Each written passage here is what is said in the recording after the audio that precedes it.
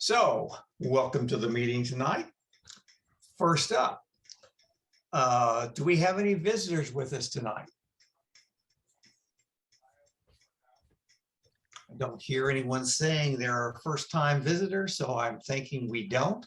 It looks like 27 the last time I saw the count, so that's pretty good.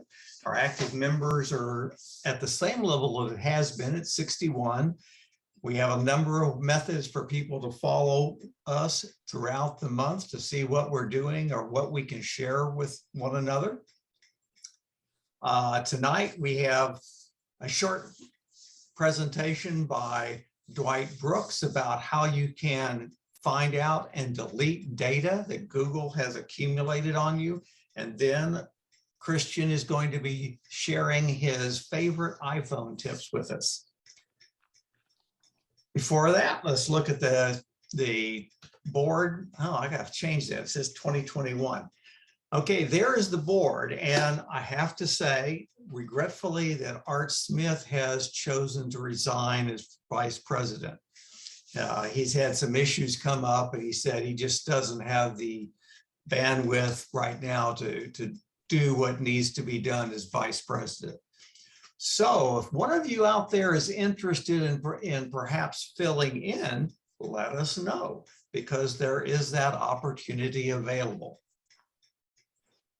The board meets on the Monday before the first Tuesday of the month. That's a mouthful, but like this past week, that's when we met, because the first was on a Tuesday. We met on the last day of January. The monthly meetings like this one are and have been recorded since almost coming up on 2 years now. So if you miss a meeting, or if you want to go back and see what someone said at one of the meetings, they are available on our YouTube channel.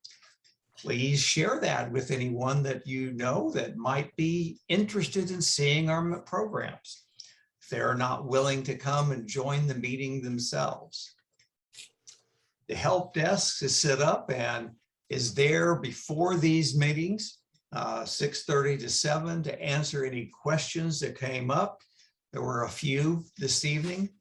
Seems like we must not be having too many problems right now, because for the most part, there weren't too many questions. So I guess that's good. We've been doing coffee with CapMac in the daytime.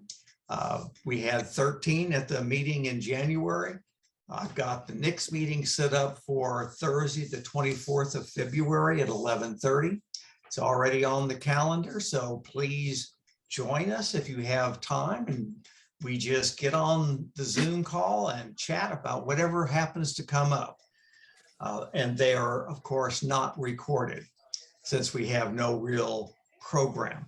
There will be an email about the meeting a day or two ahead of time as to share the Zoom information, as well as to remind those folks that might be interested. Upcoming programs. As I mentioned earlier, and as you saw in the email, we have Christian that's going to be talking this evening after we get the short talk about saving or deleting our Google information. We have, thanks to Bill's efforts, David A. Cox committed to speak at the April meeting, and Kelly Dumont is going to be speaking at the May meeting. I've been in email negotiation with Jack Hollingsworth to talk about iPhone photography. I'm hoping that he can fill the slot in March. And then Gary Rosenzweig is committed to be a speaker, but by the time I got a hold of him, all the spring slots were filled up. And so he's waiting to us to schedule something in the fall. So we have many things ahead of us that I think will be good meetings.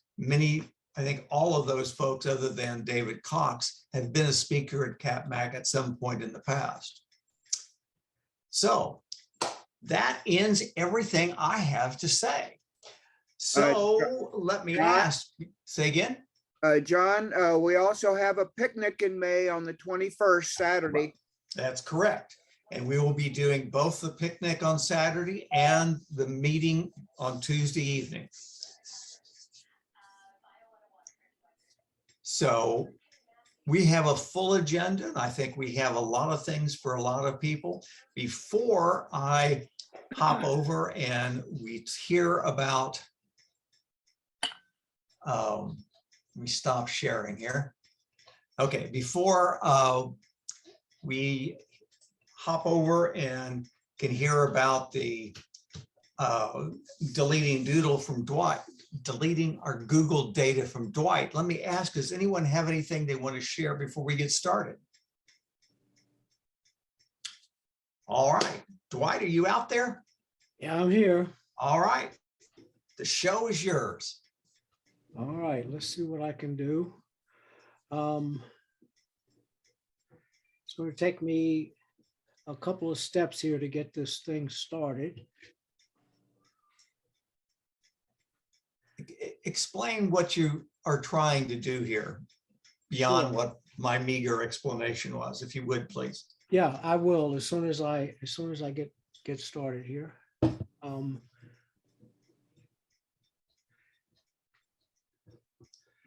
There.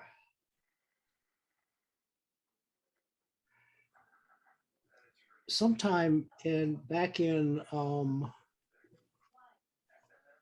couple of weeks ago, I guess it was a couple of weeks ago, I posted a link up in Slack about deleting Google data, and John asked me if I would be willing to do a presentation on it. So I agreed to do that. This is about deleting. If you've ever had an account with Google of any type, then they've got data on you. Some of the data you've given them and some of the data they've gotten on their own. This is about how to find it and how to delete it. What we're going to talk about pretty much is the first three topics, or the main topics: online history. That's everything you've ever done online with Google, whether it's through an app, through Google search, or any other Google service that you might use. Location history, which is primarily through using Google Maps, but may also come from other sources. And then any search you've ever done or anything you've ever watched on YouTube is recorded, and Google has that data. Google also has data from apps like Contacts and email and calendar, if you have those things in Google. And so we'll spend a minute or two talking about how to get rid of that as well. And also you can get to the online history through other apps, through all of the apps that you may use that are Google's apps. Before we get started, however, I want to talk about how do you restrict your personal data from Google. So if you look at on the upper left-hand corner of that drawing, if you go to any Google page, you'll see your if you're logged in, that is, you will see in Chrome, you will see your picture in the upper right-hand corner. In fact, this is on Safari as well.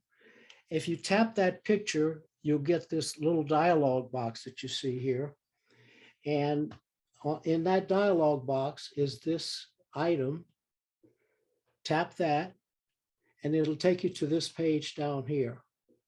This is your main Google dashboard. Click personal info, seen right here, and then go down to here, go to about me. When you tap that, it will take you to your personal information. Looking here over on the right-hand side, you can see that up at the top is a legend showing you an item for only you and anyone. If you have a Google Workspace account, there'll also be an item in the middle for your organization. This is how you restrict your personal data. you can have it so that only you can see it or anyone can see it if you don't have a workspace account. And if you have a workspace account, you can limit it to your organization. Down on the right is where you do this. You see the icons. You can see what each item looks like, whether or not you are sharing it or whether or not it's locked. As you can see, my name and my picture shared, my sex and my birthday are not shared. And my email address is shared for people that I send an email to, and also that get to my contacts through other methods.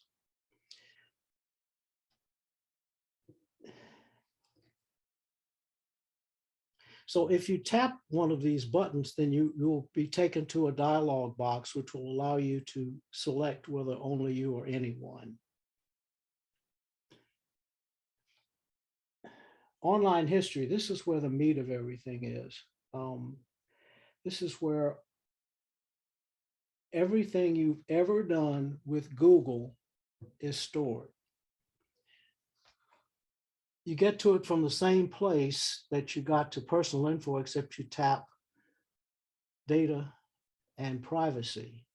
Down about a third of the way down the page is history settings. And these are the three main items under history settings: web and web activity, that's online history, location history, and YouTube history. If you tap this little arrow right here to the next to web and app history, you'll get a dialog box that will let you do one of these things for all of your data or any piece of your data. And I'll show you that in a moment.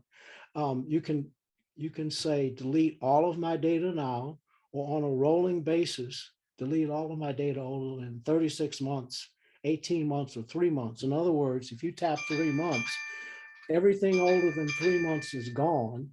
And if you come back and look a week later, again, everything older than 3 months will be gone, meaning you will have lost another week of data.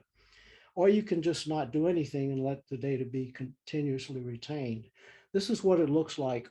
On the left will be when you tap the button that takes you to this type of data.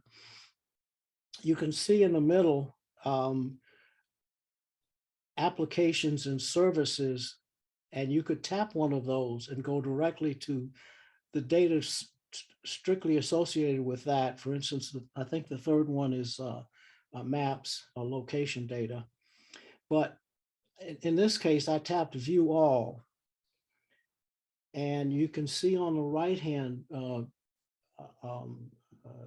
screenshot what it looks like when you tap view all. You can say, if you look at these two rectangles, the one on the left will say, don't save my data or save my data. The one on the right says you can save it, or rather you should delete it after 18, 3, or 36 months. Further down on the page, you can see that you have here a way to filter your data,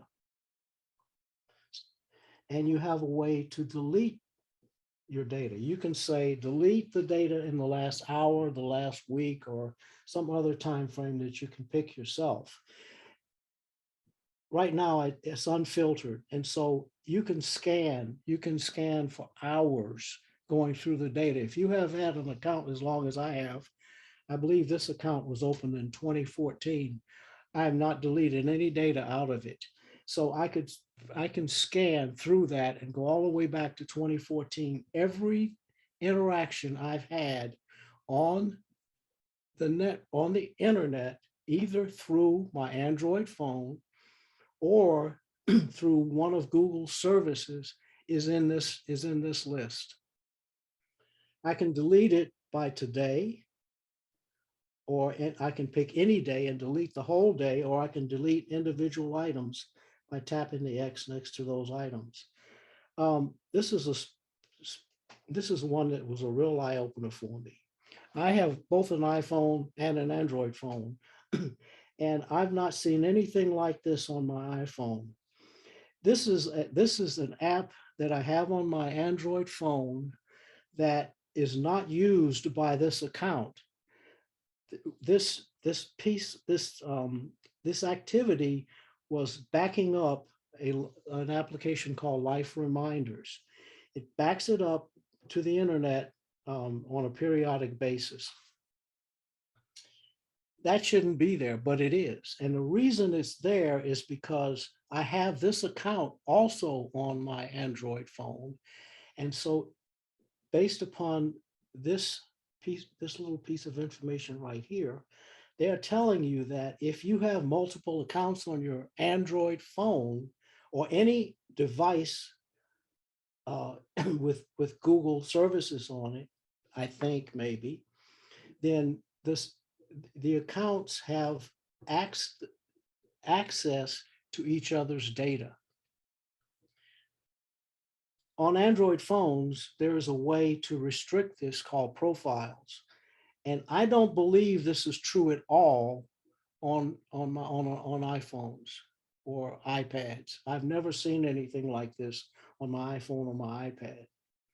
So I think that it's restricted only to Android phones that and other devices that Google sells.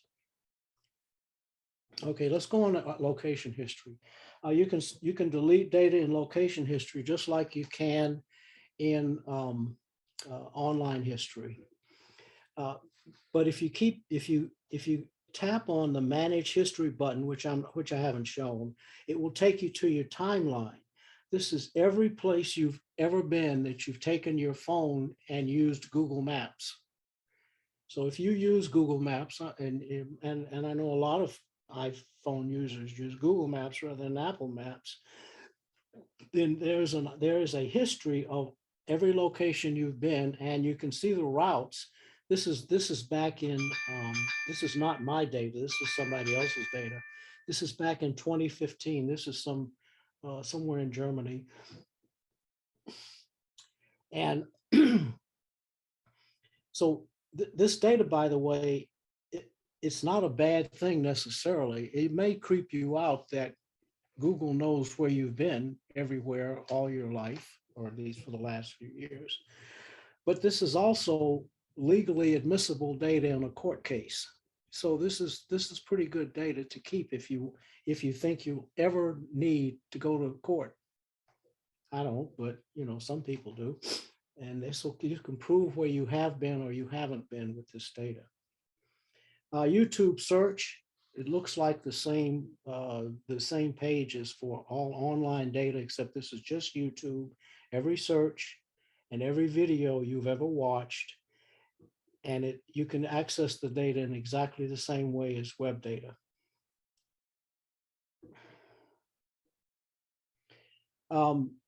That's the bulk of the data that you're going to encounter with Google services, except for contacts, mail, Gmail, and calendar. This section, which is halfway down the page from back on your data and privacy page, allows you to get to any one of any app or service that Google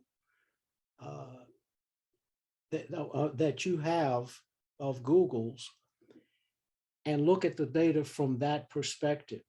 So you can look at the data if you have a Play Store account, for instance. You can look at all of the Play Store data, everything you've ever purchased in the Play Store. You can see all of the emails that you've not deleted. You can see all the calendar entries that you've not deleted.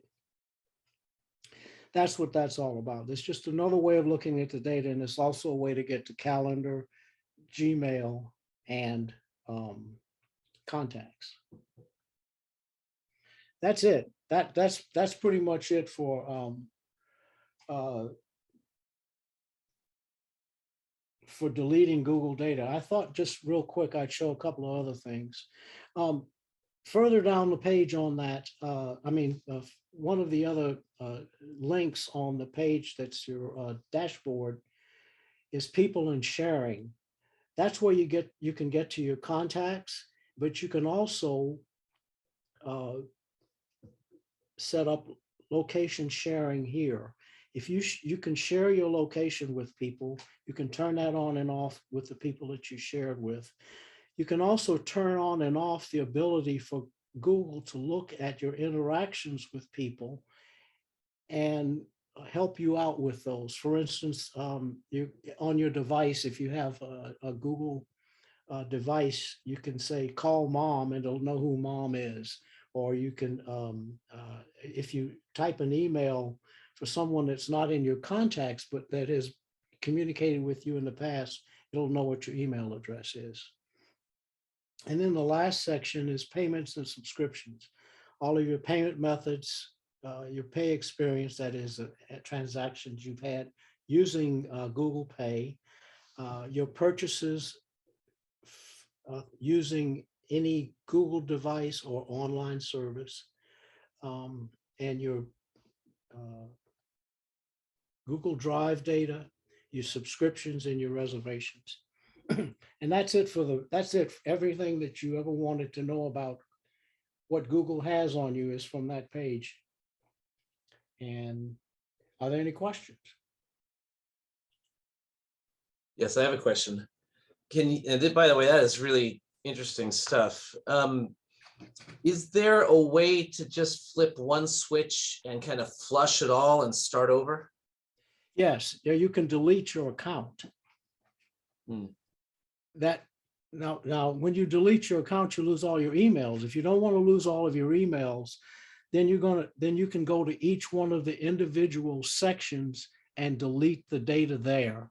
So that's, if we take a look back at, I can get this to work. Oh, if we take a look back at, let's see where that is here, you can see, you can go to the online history, location history, and YouTube history and just kill all that data at once. Okay. Each one of those at once. You can go to your, using this section here, you can go to your Gmail and delete all your Gmails. Okay. But, you know, most people don't want to do that. You can also go to your contacts and delete all of them, and go to your calendar and delete all of the entries there. That pretty much will kill you, but you can delete all data from Google. Okay. Except data that they will keep, such as any purchases you made. You know, if you have a credit card that you've used with them, they don't necessarily keep the credit card number, but any transactions you've had through that credit card will be recorded. And other things like that. And they have they have certain data they have to keep for regulatory purposes as well. So where did you go initially? I tried google.com and couldn't see anything. So let's go back again. On this page, upper left-hand corner, Yeah. if you are in Chrome and you are logged into Google, or if you are in Safari and logged into Google, you go to google.com, and that's where you will see in the upper right-hand corner. Right hand. Yeah. I'm sorry? Go ahead. Upper right hand corner where it says Gmail, images. And nine yes, little and your dots. picture, or if you have if you've given them your picture's there, or it'll be an initial for your name. You know, you have to have a Google account for this to be true, right? Right. Yeah, so that's where you go first, and then you go to manage your Google account, and that takes you to the dashboard. Where are you seeing manage? If you tap that picture, Oh, it brings up this little this little dialog box or pop-up window. And in the middle of that pop-up window, under your name, is manage your Google account. oh, okay. I see it. Sorry. Okay. Thank you. Yeah. And you tap that, that takes you to the dashboard. That's where everything you ever wanted to do with Google is. right there, Okay. supposedly. Or at least you can get to it from there. I got lost in my multiple Google accounts. I need to delete some of them. Dwight, I have another question for you. Does Sure. this is data that Google has on us, but is it what about if someone goes to Google and they do a search? Suppose they search for, Dwight Brooks. Does what you've done here keep people from finding out about you, or does it just keep Google from knowing about you? If you're saying if they go to the Google google.com and do a Yeah. search on your name, Yeah, they'll but the just reason find I out mentioned what's it is that, available. They'll find out what's on the web about you. They okay, won't necessarily find anything about your Google account. so what you're doing here isn't going to affect that, right? It's That is right. probably not. Okay, got Yeah. it. Thank you. I had a question too. I know you always have to balance the need for privacy and the need for, convenience, but do they sell this data? Do they let third parties track you for advertising? It's been a while since I've looked at their privacy statement, but it's, from what I recall, they don't necessarily, I don't believe they actually sell your data, but they have financial relationships with others, and they use your data in an aggregated basis with those financial relationships. But they also have financial relationships in which they have to actually use your real data. And these would be services that other companies provide for you through them. I can't think of one off the top of my head, but I know there are always things like that. For instance, Nest, which is it's a wholly owned subsidiary of ABC Corporation, or I think that's what they're called. But if you open an account, a Nest account through Google, I think Google then passes your information on to them. That would make That sort of sense. thing. I was just more thinking about like trackers and stuff. I think Google is very what's the word? Feels very proprietary about your data. They're a big advertising company. They make huge profits on advertising to you, and they use this data to help them do that. And they also use this data to sell advertising to others, right? Other people that advertise on Google, at Google, YouTube, and on their search results. So they sell, and they provide ads based upon the information they know about you. If you let them, by the way, you can say, don't do that. That's one of the things you can say. Do not use my personal data in advertisements to me, or in giving this data to other people for advertisements to me. You can turn that off. At least you used to be able to. I think you probably still can. It certainly sounds, based on what you say, that all of us who's ever had anything to do with Google should go and check and tweak the data that we let them retain. I agree with that statement, 100%. So, do we have any other questions for Dwight? Well, Dwight, thank you for volunteering to share this, because you certainly let me know, and I think everyone else that's here tonight, know about something that they probably weren't 100% aware of. So thank you very much. I learned a long time ago, the best way to learn about something is to give a presentation on it. And this was a Absolutely. great learning experience for me. I agree. Well, thank you much, Dwight.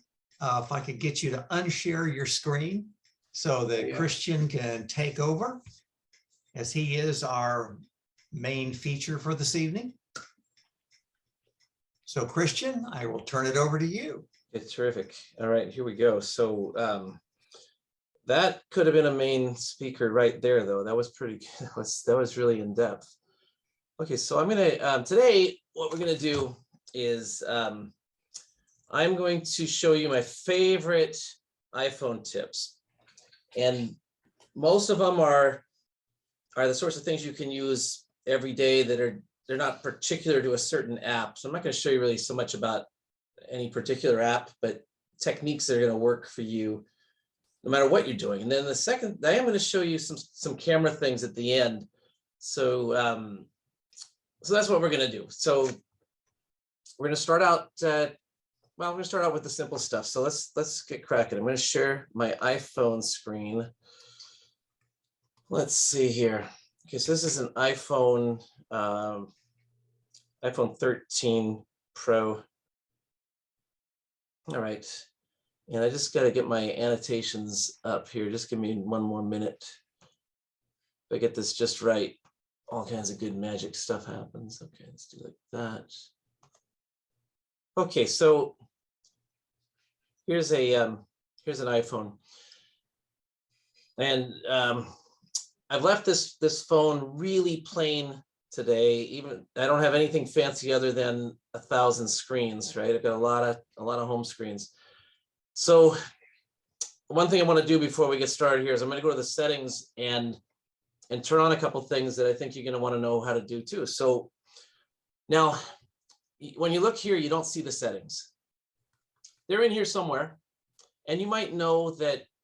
You probably do know this. You guys are a smart group. If I'm on the first screen here and I push it over to the right a little bit, I get a search box up here at the top, and I could type in settings there. All right, but I could also, sometimes I'm not on that first screen. What if I'm kind of in the middle here?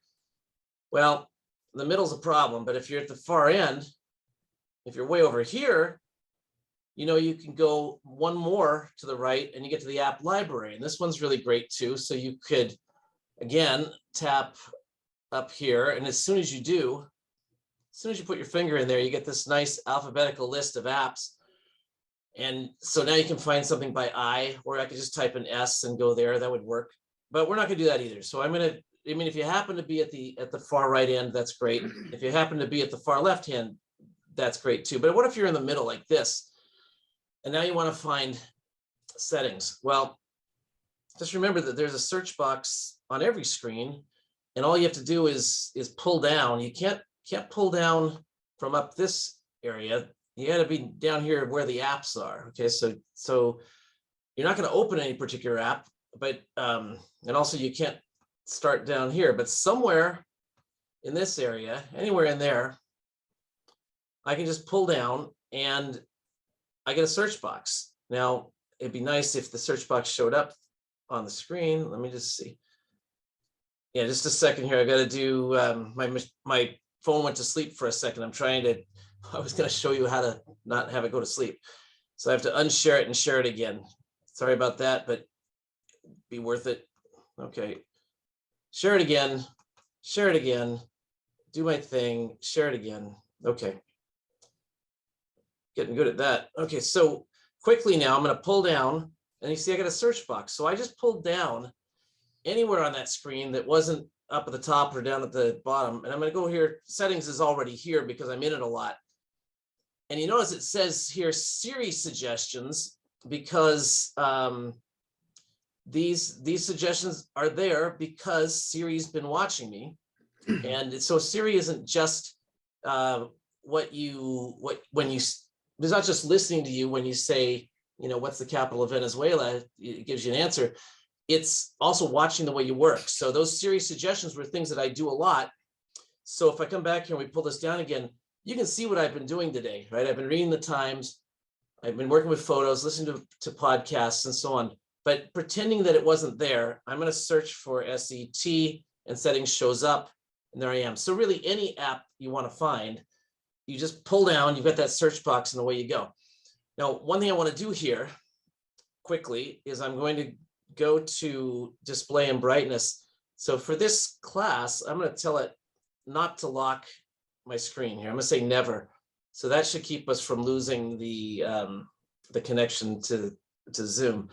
The other thing I want to do here is I want you to notice that up here, speaking of search boxes, we have here a search box up here in settings. So this can be extremely handy because you know that there are a lot of settings, right? There's gobs of settings and they're buried very deeply. So here, what I want to do is I want to find Do Not Disturb. Now, if you notice, Do Not Disturb is not here anymore. Used to be called Do Not Disturb. Now it's inside of Focus. But if you didn't know that and you wanted to find it, you could go up here and I can search for Do Not, and it's telling me where to go, that it's going to be here in Focus. So I'll touch that one. And here's my Do Not Disturb.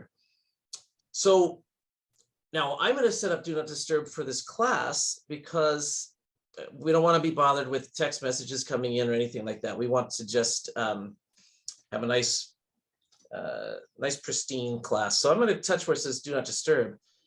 And I could just turn it on. That would be fine. And in fact, that's what I am going to do. But now that takes care of that. But I'll have to turn that off when I'm done. Okay. So how else might we do this? Well, the way I really do it, and you know what I did getting ready for the class today is I had to sort of clean up my phone so it didn't have a bunch of settings already because I didn't want it to look fancy in advance. So by default, this is kind of how it looks. So what I want to do is I want to add back a schedule here. So I'm going to go add scheduler automation down there at the bottom, and I'm going to say a time here. So I like in the mornings, I like to have some quiet time from 7 in the morning until 9:30 in the morning. So I'm going to set that up now. And that takes care of that. Okay, so in this way, I can do a few things like, you know, I can actually read my, you know, I can read the newspaper before I start getting into the email and getting bothered. So I want to show you one more thing about this. Yeah, I'm going to look at that schedule again. And you see we have the days here. You can pick whichever days you want. I've got it on every day.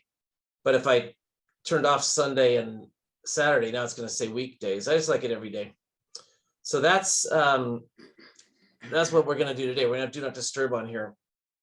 Now, one other thing we want to do is I'm going to look here. No, and I don't want the whole world to know that I'm on Do Not Disturb. Then they're just going to call me more, you know, try to break through. You get 3 calls and you know that they're going to get through. Well, we're not going to do that. So I'm not going to share my focus status. All right. So we're going to leave that off. And last but not least, when I go back here to focus, just one step back, this is very important here. I have here in this room, I have my iPhone, okay, right here. I've got an iPad, I've got a Mac, and I want, if I want to be on Do Not Disturb, it doesn't help me to turn it on from my phone and have my iPad start ringing.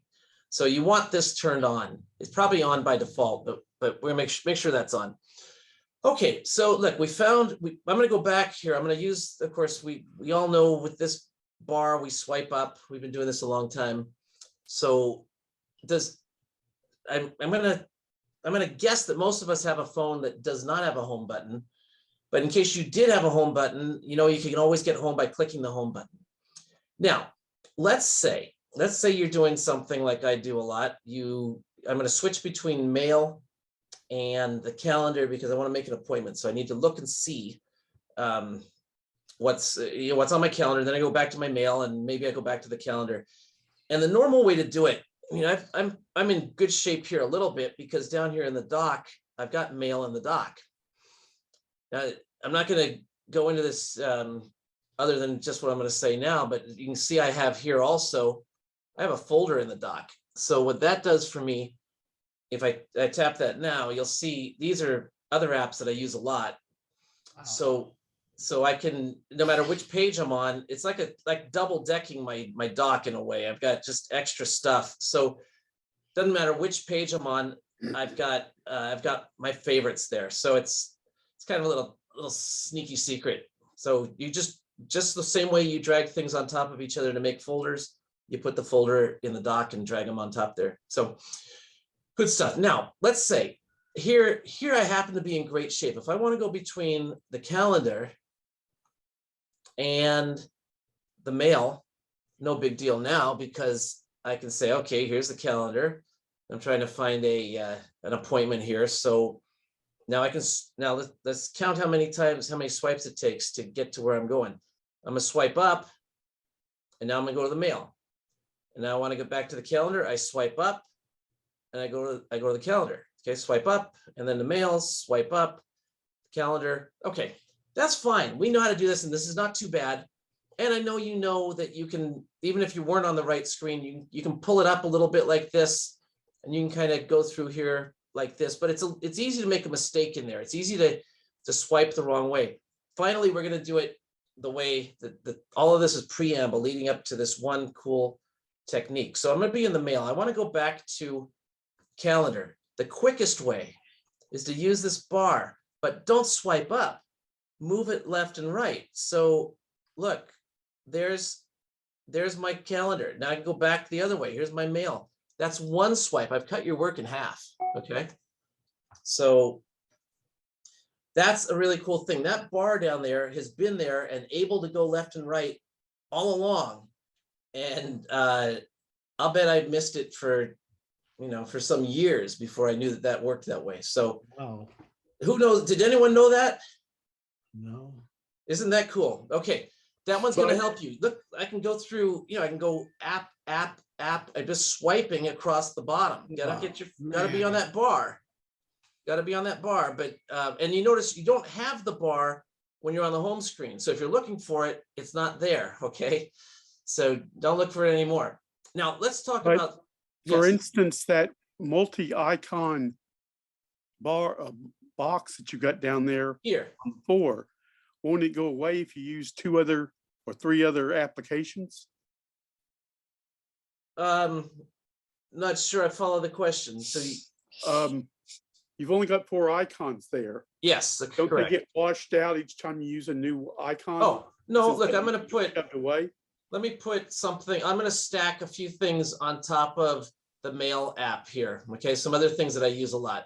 I'm going to grab, I'll take these 4 things just because they're handy. Okay, I want to be able to get to them. So I'm going to grab the one that says Dream Scope here. I'm going to hold it till it wiggles.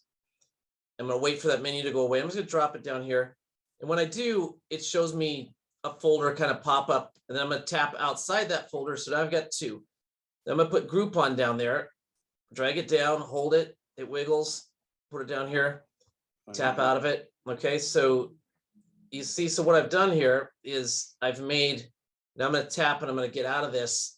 I can tap many ways to get out of this. I can tap done up here. I can swipe up, or I can just wait about 30 seconds and it'll stop on its own, but I'm going to just say done. So now you see I've got another folder here that's got a lot of favorite stuff in it, just like this one. And if I touch it, they pop up, and now I can just go straight to the thing I want. And if I go to another home screen, which I will now, let's just swipe to another home screen, those things are still there. So I hope that answers that question. It's a handy thing to have a few extra things in the dock. Isn't the dock used anytime you create a new application or use a new application? No, that's on an iPad. You might see the dock over on the right with recently used apps, but not on the iPhone. Oh, so those 4 will stay down there for a while. Correct. And so they're always there for me, which is super handy. But see, not only are those 4 there, but now all those other ones that I piled up are also there. Okay, let me So show you you're- something else. Yes, You're question? saying that you put, Can I make an observation? Certainly. My phone has a home button on it, Yes. so I don't have the black bar. No. but you do have another way to do it. You can put your finger on the left-hand edge, the very far left edge on an iPhone with a home button. You press it down and you'll feel it kind of click, and then you can swipe that way. See if it works. It's a harder move. Yeah, Okay, I just double tap and look through what's open. that works too. But if you've got the bar, this is what you do with the bar. Okay, let's Thank talk you. about switching around from home screen to home screen. Now you've seen already that I have a lot of home screens. It's because I try a lot of apps and things get messy, but you know, I like having them. It's more trouble to get rid of them than to you know, just swipe around and look. But I still like my search method, right? We want to search. Remember, pull down and search. But let's say you want to go from where I am now to way over to the end. What if you know that down at the end, at the right end, is the screen you want to go to? Well, you can go swipe, swipe, swipe, swipe. It takes forever. If you put your finger down here on the dots, you will see that you can just swipe left and right there. Look at how fast I can go. That's just me moving right in that blue area that I've highlighted. So everyone can do that. If you got dots down there, just put your finger down there and just move it back and forth. Don't hold it for too long. Don't press and hold. Just start moving. Okay. All right. That one's really fun too. Now, one other thing you can do, in case you've got some giant mess like me, first of all, if you want to get back to the very first home screen, no matter where you are, if you want to get to the very first home screen, you can, on a home button iPhone, you click the home button once. On a phone like this without a home button, all I got to do is swipe up, and it just automatically rolls me to the first screen. Okay. So, are out working on environmental issues. Please leave them a message. Thank you. okay. Hey, if you get your microphone on, mute it for a minute so we don't hear all your phone calls. So look, let's say that this is the only screen I like. Maybe this screen and maybe this screen, but all the rest of them, I just as soon not see. But I don't want to throw away the apps. I just want to kind of hide them. So here's what we do. We put our finger down here on this bar down here where I've been showing you we can do some neat things. But I'm going to press down there and hold it. And now things are wiggly. And now I'm going to tap it again. So I tap that gray bar. These are representations of my home screens. I'm going to uncheck a whole bunch of them. Okay, I'm going to uncheck, my, look how many do we have here. So I'm just going to uncheck. And so now, when I tap done up at the top, we'll see that I only have 2 home screens, right? So now, did I lose all my apps? No. Let's go see, I can go to the app library. So I'm here, I go here, one more to the app library. And if I search up here, I have, whoops, didn't do that very well. I have 8 trillion apps, right? That's way more than 2 screens.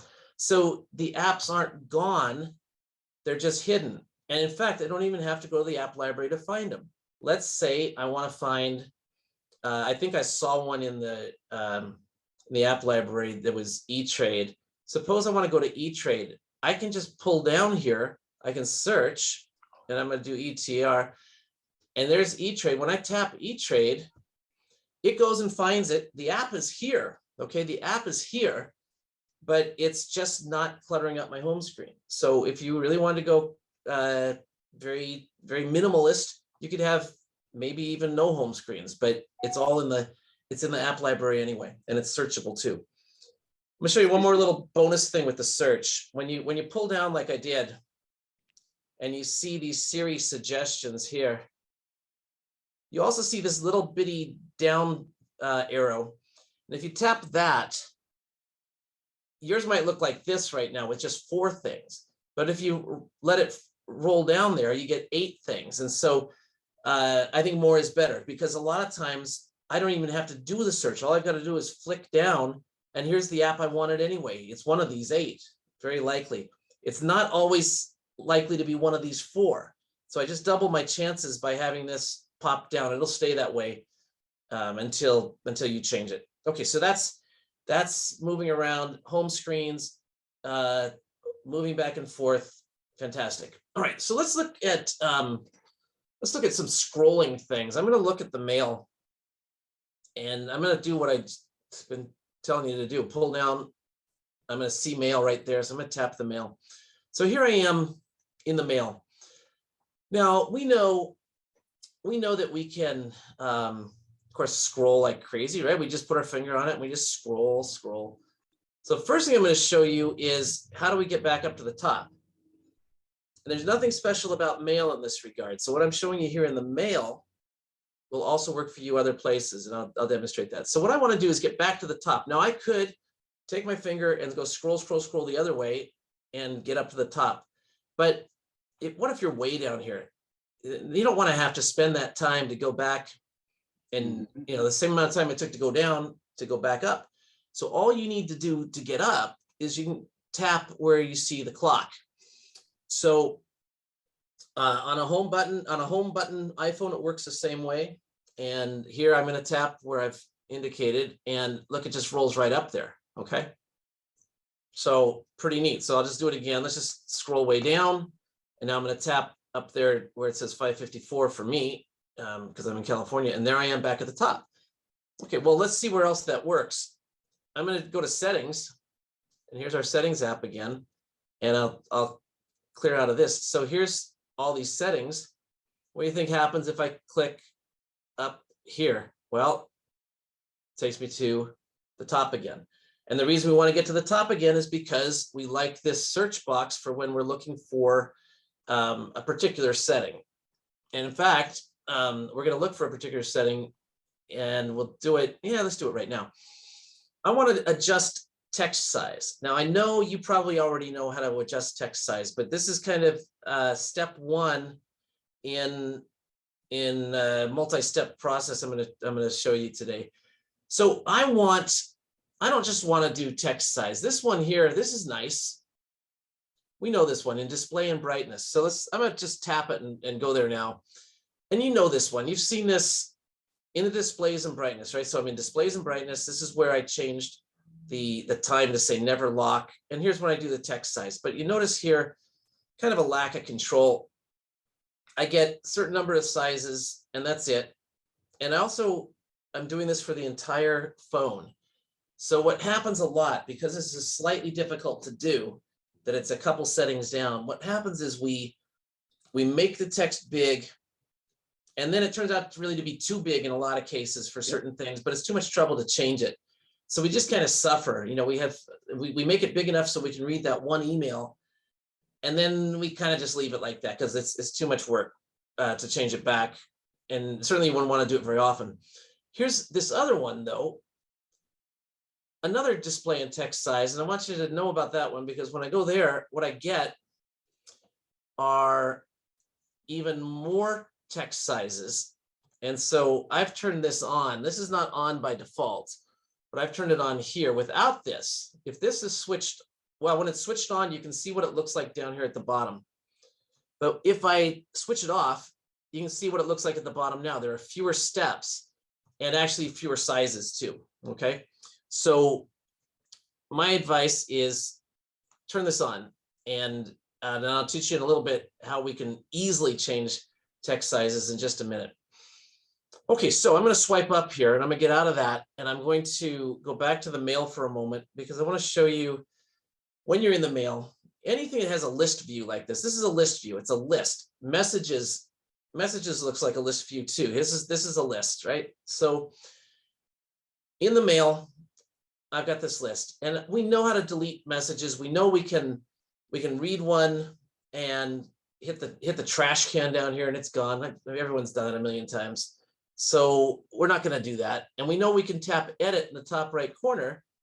And even without opening up the messages, I can just select one like this, and I can hit the trash. That's no longer an icon, but the word trash down here at the bottom. I can get rid of that. Well, that's okay too. Better than that, if you want to do a whole bunch, is you tap edit again. But then instead of going, let's say there's a whole bunch here and I want to go tap, tap, tap. No, I don't want to do that. I don't want to go tap, tap, tap. I want to do it this way. I'm going to put my finger on one of them, I'm going to drag down like this, just drag, drag, drag. And when I do, they're all going to be highlighted. So here I go. See, I'm just dragging. I didn't click on the message. I clicked over here, or I tapped over here. I just dragged down. So if you had a bunch of junk you wanted to get rid of, this is a quick way to do it. And then of course the trash, the word trash at the bottom right would do it. I'm not going to do these because there's actually some stuff of value here for me. Last but not least, with things in a list view, is you can swipe. Now here I'm swiping, and some people stop right here, and then they tap the trash can and it's gone. Okay, that works. But let's see, find something else to throw away here. So if you just keep going like this, here I've gone about halfway, I keep going, and now it's just gone. So it's quicker to get rid of one that way than it is to do 2 taps. Okay, good stuff. Now, how are we doing so far? Questions so far? Good. All right. Very good. Next, we're going to do something really very important. I think this is one of the best things is the control center. So many times you're in an app and suddenly you want to do something like maybe you need a flashlight. Well, so you pull down, if you're an iPhone without a home button, you pull down from that area on the top right, which we call the top ear, the top right ear. If you're a home button person, you're going to put your finger on the plastic to the left or the right of the home button and swipe up. Okay, so the newer people are pulling down, the older phones, well, though the SE is not so old, they swipe up. But here I am, and this shows me some interesting stuff. And you probably think, I've seen the control center, I know about this. But did you know we can customize this? Okay, so let's do it. I'm going to go customize this. Then we're going to just leverage this stuff like crazy. You'll be using this all the time. So to get out of the control center, this is the first hard thing to do. It doesn't, there's nothing that says, you know, exit or quit or anything. You could swipe up, that works. You can also tap where there's nothing, like this, or like here, anywhere where there's no button, or even up here, you can tap and get out of it. So I'm just going to tap and get out of it like that. Let's go customize the control center. So we'll go down to settings, and I'm going to quit this search that I was doing. And you know, control center is so easy to find. I'm not going to search for it because it's right here under general. Okay, right there. So let's tap that. First thing we want to do, we want to make sure that it says access within apps. This means that you can get to it anytime. Otherwise, you'd have to go to a home screen first. You have to stop doing what you're doing to get here. So that's the first thing we want to do. Second thing we probably want to do is, if you are using Apple's HomeKit to turn lights on and off, and you'll know if you are, the Home app, you know, if you're not using it, you'll know that too. This is where you see some controls for that. So I'm just, before I turn that on, I want to remind you, this is what my control center looks like now. And now I'm going to turn on the home controls, and now I'm going to pull it down again. Now you can see these are the things that I can turn on and off, you know, through Apple's HomeKit. So in fact, I'm going to do it right now, and you'll see if I turn off the this one that says Office Big Lamp right here, I can just tap it, and now it's nighttime in here. Okay, there's track lights are off too, so I'm going to turn those things back on so we can see. But that's what that does. Okay, so that's an interesting thing, and what could be quicker than swiping down and turning on and off the lights, right? You don't have to go to a special app. You just pull down, always available. But there's more to it than that. So it's this area down here that I'm interested in. So let's do some things there. I'm gonna get back here to our control center. And what you see here are the included controls. These are the ones that are showing. And these are the ones down here where it says more controls. These are the ones that could be showing. So I'm going to add one or two that I like a lot. So I'm going to come down here and do, oh, looky here, text size. Well, what a surprise. You think I haven't done this before? I knew it was here. So I'm gonna hit that text size and it goes up, and I'm gonna touch wallet. Okay, so I'm hitting the plus. If you don't hit the plus, it doesn't move. You gotta hit the plus. So I've done that. And do I want anything else?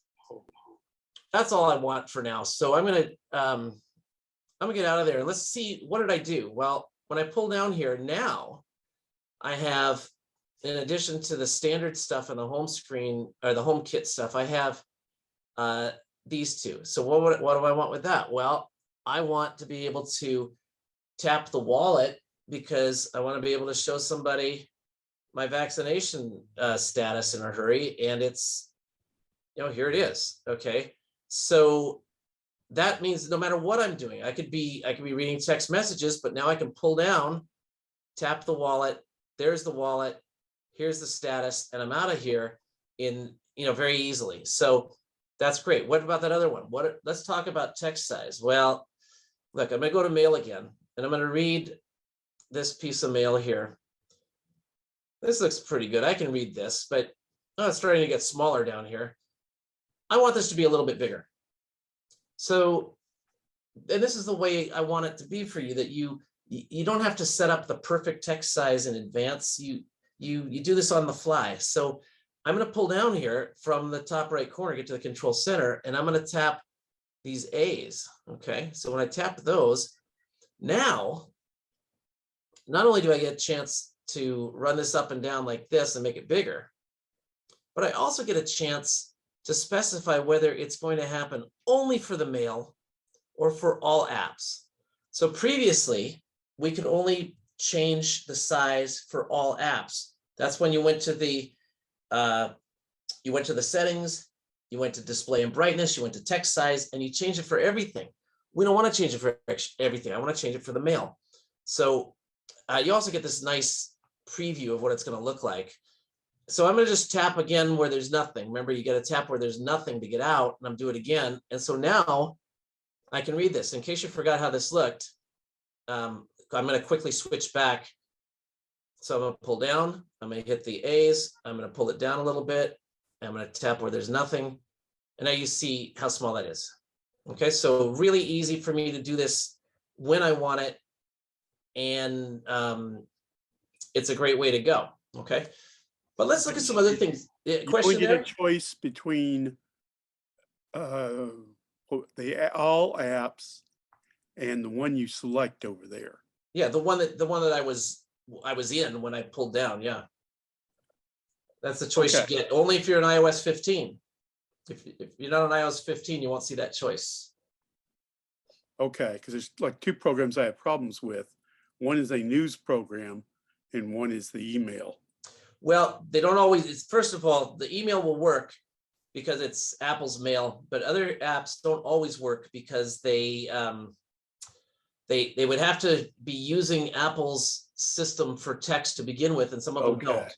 Okay. And I've already found this program doesn't use it when I try to change the text size otherwise. That's a drag. Yep. Oh, well, okay. Yeah, we're doomed. Okay, I want to show you something else though about the control center. Let's say here we are in the control center, and I'm going to turn on the flashlight. I'm going to aim the flashlight at the screen so you can see me turning it on. So we've done this a million times. We tap the flashlight, and there it is. And that's great for when you wake up at night and you hear a noise and you want to investigate. You're walking down the street and it's dark, you want to use it. But when you're in a restaurant and you want to read the menu because they make it so darn dark in there, you don't want to turn on this searchlight, but that's what we do. And then everyone turns and looks and they see that someone's trying to read the menu. Well, we don't need that much light. It'd be nice to get less, and when we want to get less. So here's what we do is we don't just tap the flashlight, we tap and hold the flashlight, and now I've got some options. You notice it's not on yet, so I'm going to start sliding up. It's on a little bit, it's on a little more, it's on a little more, it's on all the way. Okay, so that's fun. And it turns out once you see it happen there, then you start thinking, well, what else can I do with a tap and a drag? Well, if you suppose you want to work with the brightness, if I tap and hold on the brightness, I get a bigger a bigger option too. It feels much smoother than doing it on that little one. And you can also do other things like turn on the dark mode from here if I wanted. I could turn on or off night shift. And so you find that it's a bigger target. I mean, once you touch, so I'm going to touch down here, anywhere in here. But when I touch it and hold it, now I don't have to move my finger again. I just keep sliding up and down and it knows what to do. Now I want to show you another one. Let's look at the timer. Everyone has this in their control center by default. When you tap it, what you get is all this stuff about the clock. You've got, yes, you're on the timer part right now, but you've got the stopwatch, you got the alarm clock, you got the world clock, and it's kind of messy. I mean, you have to then you pick something here and you say, well, I want a timer for, I want it for 5 minutes or something. And so you look at how much time it took me to do that. And then I could say start, but I'm going to not. What I want to do is I want to be able to get to a timer. I want to set a timer in a hurry with like 1 or 2 swipes. So I'm going to pull down. I'm going to put my finger on the timer here, and I'm going to tap and hold. And now it's already thinking I want to set a timer for 5 minutes. If I start sliding up, how about 10 minutes? How about 15, 20? So it's a much quicker way for you to do things. So I'll do, I'm going to do 15 because I think that's about how much time I have left. So I'm going to do that. Okay, so anyway, touch and hold. Okay, touch and hold. Last but not least, in the control center, if you've got an Apple TV, the best way to control the Apple TV is with the Apple TV remote right here in the control center. So it's better than any of the remotes Apple's ever sold. When you want to do a search, you can actually type because you get a keyboard. You don't have to use the remote control to play Ouija and pick a letter and go back and forth. That's just brutal. So anyway, that's the control center. All right, I've got 2 more things to do that are 3 more things. John, do I have time for 3 things? Like 15 minutes? Yes. Okay, thanks, John. Okay, so I want to show you some typing shortcuts. Look, we type a lot with these things, and the key is if we can speed up the typing, it's going to be great. So what we're going to do is we're going to go to General, and then we're going to go to Keyboard, which is down here. I've got it right in the middle of the screen now, Keyboard. And now we're going to go to Text Replacements right here. If all you do is remember the word text replacement, then you can search for this later. So text replacement. These are things on the left-hand side. These are the shortcuts that I type in order to get all this stuff on the right-hand side. So like I made one here for CapMac, which means that anytime I type a CM, it expands it to CapMac, okay, with a capital C and a capital M. And it works just perfectly. I've got others for things that I do a lot, like if I want to type FileMaker Pro, I just type FMP. If I want to do iPhone, iPhone's always going to be right because I capitalize it here. So I'm going to do one. Let's say my name was John Purvis. I'm going to make one for John Purvis where I can just type my initials and have it expand. So we start by typing a plus. Okay, the phrase I want is John, like I'm going to capitalize, I should get this right. So you want to do it just right here. So John Purvis, okay. And I could even make it be John Purvis, comma, President, CapMac, et cetera, but I'm just going to do that. Now I'm down here in the shortcut. I know it says it's optional, but you want to be able to type a little and have it happen. So that's why we put the shortcut in here. If I do JP like this, now I'm going to tap up the top right where it says save. And now let's see where I can use that. Well, I'm going to say, let's say I'm in the mail.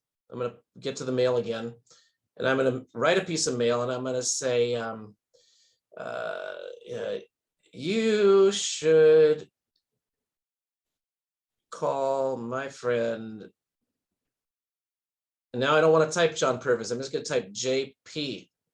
And I hit a space, and there it is, okay?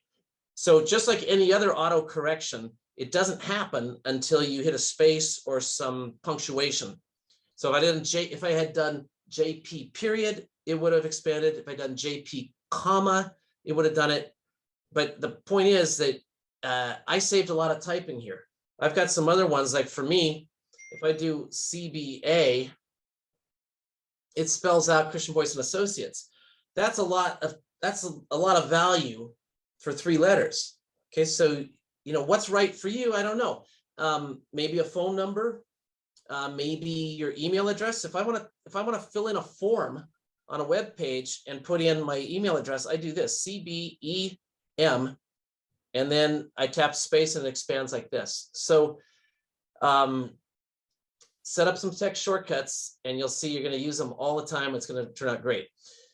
Okay, I want to show you a little bit about widgets. Okay, I'm going to do widgets first and then a little bit of camera stuff. So widgets, what are widgets? Widgets are ways of, they're big icons and they show you information at a glance. You don't have to open an app. Like here, you see I've got a calendar here, but you don't know when my next appointment is. Okay, we don't see it there. I'd have to tap it to see it, right? I can tap it and I can see it, that works. But that's not what I want to do, right? I want to see it at a glance. Same with the time. I can see, I've got the time up here in a tiny little thing, but I'd like to see maybe I'd like to see the time for California, for Austin, and maybe New York. Well, we can do those things and I could see it at a glance without having to tap and go to the world clock. So, and finally, weather. If I have weather on here, which I don't see the weather app because I've hidden it, but no, wait, here it is, I think. When you go to see some weather, you always have to tap the app to see it, right? Okay, that's an old weather app, not the right one. But let's see, I'll do a search here. So if I have weather, now, I'm gonna do 2 things here. I'm gonna go to weather and I see, okay, now I see the weather in Davis, where my mom lives, is 60. But let's do this. What if I want that app down here? What if I don't want to go to the app library or do a search for it? What if I want to have it right here? Well, I do the search. I found it already. And now I'm just going to drag it out of here. I'm going to put my finger on it, hold on to it, and pull it down and drop it here. So don't forget that you can do that. You can search for something, and once you find it, drag it out to where you want. But still, when you look at this, you can't tell what the weather is. All you know is it's an app. And I know I'm being super lazy to say, oh, I don't want to touch it, but I do want to be able to see information at a glance. So here's what we do. What we do is we add widgets. So I'm going to put my finger on the screen and hold it just like you would if you wanted to rearrange the home screen. So you get this what they call jiggle mode. And this is the mode where we rearrange icons and things. But I'm going to go up here to this plus. Okay, so the plus for your phone might be on the right, but I'm going to touch up here with the plus. These are widgets I could add. And now widgets are part of an app. You don't get a widget by itself. You get it as it's part of an app. So I'm going to scroll down here and I'm going to do, these are all suggestions. These are good ideas by them, but I'm going to look at, say, the calendar, and I want to have this little one. I like this little one here, but if I pan through, you can see across the bottom, there must be more. And so here's a bigger one. Now this one kind of shows me tomorrow as well. I'm going to take this. So what we do is we tap down here where it says add widget. So I'm adding it and there it is. Now, whenever you add a widget, it always initially goes to the top left. In this case, it's top all the way across because it's so big. So I want that one. And now I also want the weather. So I'm gonna hit the plus again, and I'm gonna go find that weather app. And I just passed it up, but I'm gonna show you, it's down here too. And that's searchable, but I touch weather. Now, when I do this, they're suggesting that I want the one that says Davis. And that's because in the weather app, this is one of the cities that I've chosen. But if I touch that, now here's the mistake everyone makes, including me. You try to touch this in order to add it, it won't add. You have to tap down here where it says add widget. Okay, I just did it again just now. You couldn't see it, but that's the mistake I made. So I told you the widget always goes upper left, and there it is. I'm going to do one more. I want to have a weather widget for where I live. Okay, so that's where mom lives. And I'm going to come down here to weather again, and I'm going to add another one. And you notice it doesn't have anything else. It just everything's Davis. Well, I'm going to add it anyway. So now I have 2 Davises, but I'm going to tap on, let's say I tap on the one I just added here, and I can edit this widget, and you see where it says location. I'm going to tap there, and I'm going to put in Santa Monica. And the reason they knew about Santa Monica is because it's one of the ones in my weather app list of favorite places, but you could have typed in anything you wanted. And now here's the other thing about this is you got to tap somewhere to get out of this. Where's the done button? Well, what I've outlined here in blue are the places that are not the widget, so I can tap there and get out. So now I've got a Santa Monica widget and I got a Davis widget, and they're showing me the weather. And I'm going to tap at the top here where it says done. And you see, I've got information at a glance here. You can see I need to go to the Men's Warehouse and go pick up some pants at 7 o'clock my time. Tomorrow I've got a meeting with the B&I group, and then I have a presentation at 8. And it's nice for me to see this stuff without doing anything. It's right out there in the open. Now, one other thing that we can do that's really cool is if we want to take up less room, I can combine these. In fact, the phrase is stack. I can stack these guys. And what I do is I put my finger on one of them till it wiggles, right? And I just keep holding it and then just drag it over on top of this one, just like you're making a folder with apps. And so now when I tap done, it only shows one of them. But if I tap sort of up here and I kind of pull down this away, you will see that I'm going to roll through them. I could put a whole bunch in there. Okay, I could put Austin in there. Piece of cake. If I want to separate them, I do it just the opposite way. I touch it, hold it, and then I can edit the stack. You see, I don't know if you saw when I touched it and held it, it lets me edit the stack. I can pull this out and I can put this over here like this again. So and by the way, they don't have to be the same kind of widget. I could have had a weather widget and a calendar widget in the same stack.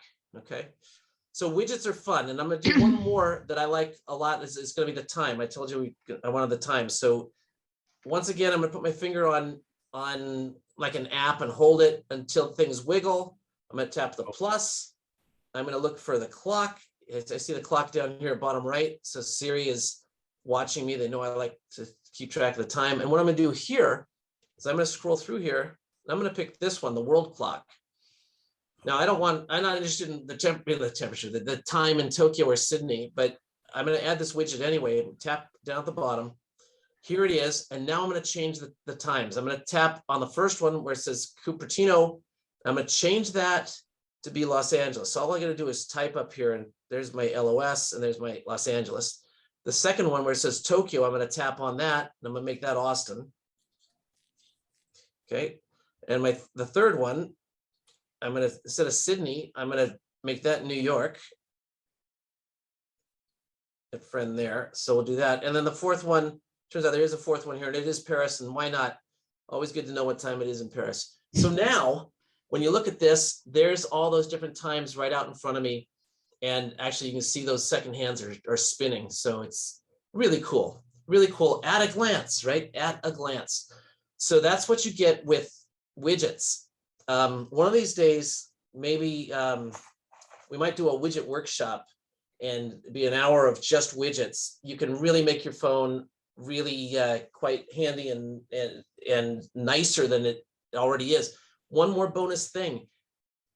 What if I want to look at the calendar? What if I don't just want to see the next 3 appointments? Well, it turns out that tapping a widget is the same as tapping the icon. So I'm going to tap the widget and look, there's the calendar. So I'm going to go back here to this home screen. What do you think happens if I tap where it says, one of these weather widgets? There it is. It's the weather. Same with the clock. Tap the clocks. There's the clock. Wow. So even though the icons, these big icons take up a lot of space, you still have another way to launch things. So it's quite nice. All right. So John, how much time do I have left? So I just have a question with what you're doing. Is this all on that home screen, or is this? It's on a home screen, but see, you don't have to do it on this home screen. See, people think this is the only place to put widgets is on that first screen, but no, you can put a widget on any home screen. So I could be on this page here and add a widget. And that's what I did. Okay. I put them on my first home screen because I'm there a lot. So I'm always coming to this screen, to get here is one more move, right? I'm always coming back to this one. So there you go. I am so glad this is being recorded because I was trying to do some of these things while you were talking and I would miss some things, but these are excellent tips. And I think we should do this about every 6 months. All I right. agree. John, do I have time to do one more thing? Can you How give me about 5 doing it minutes? every time Apple changes something? Yes, you do, Christian. Okay, great. So look, here's the last thing I want to show you. It has to do with the camera. Okay, and it's this is something that you can do with a phone that goes back as far as iPhone. Well, I think the iPhone 8 can do it, but with a selfie camera, you can only do this with, I think, an iPhone 10 and newer. So that means if you've got a phone that's an iPhone 10 or newer, this will make a lot of sense to you. So what I'm gonna do, I'm gonna go to the camera app. Okay, so here's the camera app, and it's looking at my keyboard and, you know, pretty clean. So what I want to show you here is a special mode called the portrait mode. And I'm going to do this. It's down here at the bottom. I'm going to take a portrait of myself and we're going to change it. So you can do this too. So get into the portrait mode by tapping portrait and then spin this around with this here. Make sure it says portrait. And then tap the little spinner here. So you're looking at yourself. It's going to look something like this. Okay, so here's my picture. So I'm going to take a picture. I'm going to smile. Okay, ready? 1, 2, 3. Okay, so I got a picture. Now, what's so special about a portrait mode picture? Well, the special part is here. Okay, the special part is here, but you don't have to know about this before you take the picture. Just get into portrait mode and then take the picture. So now let me show you what we're going to do with this. I'm going to go edit that picture. Now, you might have noticed if you're really observant, you would see that when I took the portrait mode picture, it took a while before this button looked like a button. It kind of went gray for a while. That's because there's a lot of processing going on there. So I'm going to tap my little picture here and I'm going to edit this picture. And so when I first do this, it's not going to look like a phone for a minute, but I'm going to quickly get into the edit mode. So I'm touching this, I'm going to hit edit. Okay, so here's edit. So probably not a good idea for me to take the picture with a flash because it's kind of harsh, but we're going to do something about that maybe. Now that we're editing, what we're used to seeing are these buttons, right? This is for adjusting the image. This is for applying filters, and this is for cropping. We're used to those things, and they're still here. But we have this fourth one, and that's this one. And you can see a little dot underneath it means that's the one we're using. Now, when you're on there, you get these options, okay? You get some other options too, but we're gonna go to those options. I'm gonna touch that there and you get this little wheel and I'm gonna scroll through these things and you'll see that they're putting different effects on me, okay? So now here's what's even more interesting. So here, I'm gonna pick the studio light. So this is as if, oh, I think maybe I like this one, contour light. I don't know, I kind of like this look. So what you do though is when you pick one of these, you still have this slider down here to adjust with. So I'm gonna watch the light on the face there. You see I'm darker, you see that? So, you know, when you take a picture, you generally speaking, you have to take the light that you get. But with a portrait mode picture, you can adjust the lighting after the fact. And I can still go at any time to say this one, super dramatic, right? This is, you know, movie star stuff. So I can adjust again, you see with the slider, and I can change the lighting, okay? Now, of course, I can do all the other things that I normally do with a picture. I can go down here to adjust. So I'm gonna do that. And now that I'm here, I can do things like use the magic wand just to fix it, a quick fix. Oh, that's better already. So, but I'm still gonna go back to this first button here and let's get back to where I have a background. And what I want to do here is I want to blur the background a little bit more. I mean, some of you use the blur when you're in Zoom. Well, that's cool, but this is even better. And up here, this is the area that we're going to concentrate on. So normally we do, well, right now we're in the part that's yellow right there, but we are going to pick the part that says f4.5. So you photo people are going to know that your f-stop is going to control the depth of field. So here, the mural behind me, that's not, it doesn't really look that way. That looks like a window, but it's not a real window. That's a painting on a solid wall without a window. But I want to blur this. I want it to blur more so that I stand out more. So what I do is I tapped up here where it said f4.5, and now down here, you see things have changed and it says depth. Well, we're going to slide there. Okay. Look at the background, blurred out, right? So here it is sharp. Here it is blurred. I can do this all I want. Now I'm going to say done to this. When I say done, and I go back, let's say I went to the Photos app now and I find that photo. There it is. So this picture, I can edit this still. I'm going to hit the edit button. And guess what? I can still edit this thing like forever. So I can still change it to this black and white, this black background one. I can do that. Okay. So really amazing. Portrait mode is super fun.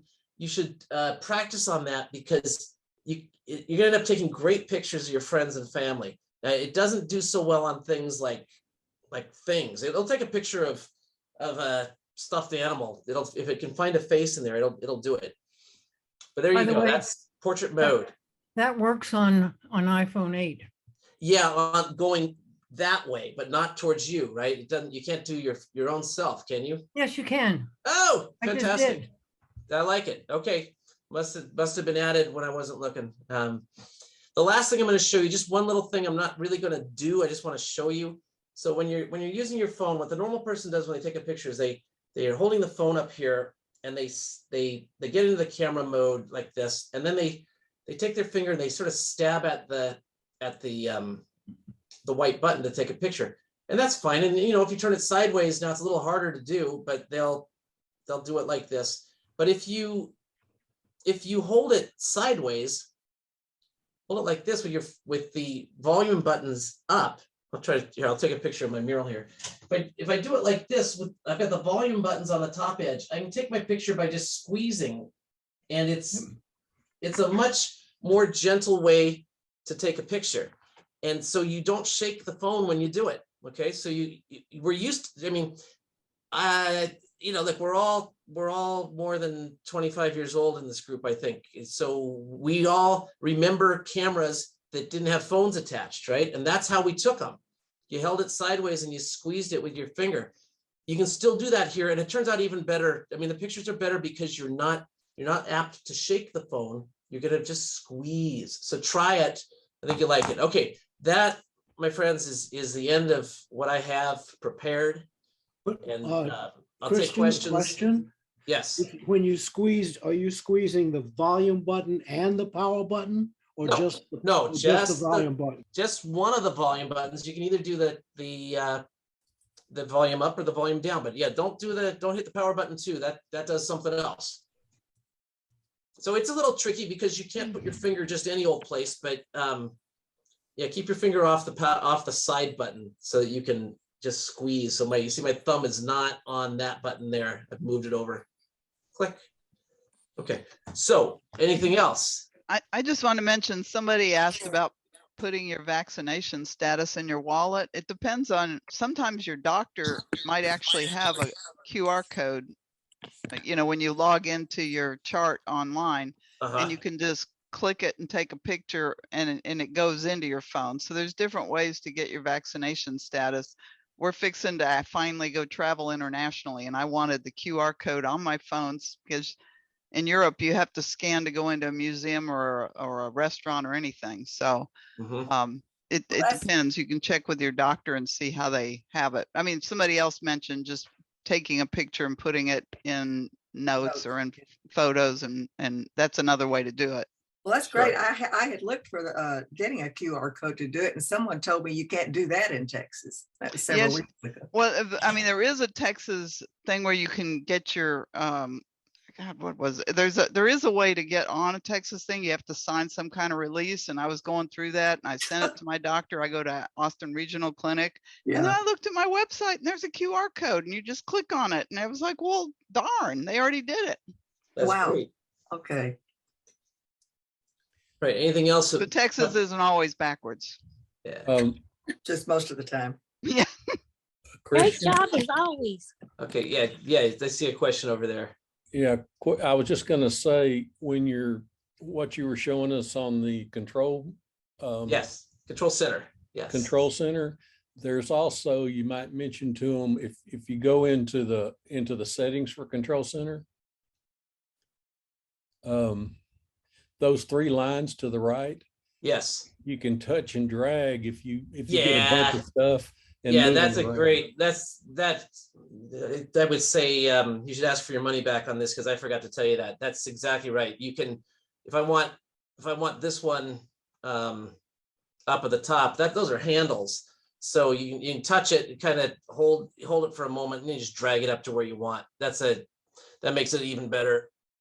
Good point. Get your money back from this crummy presentation.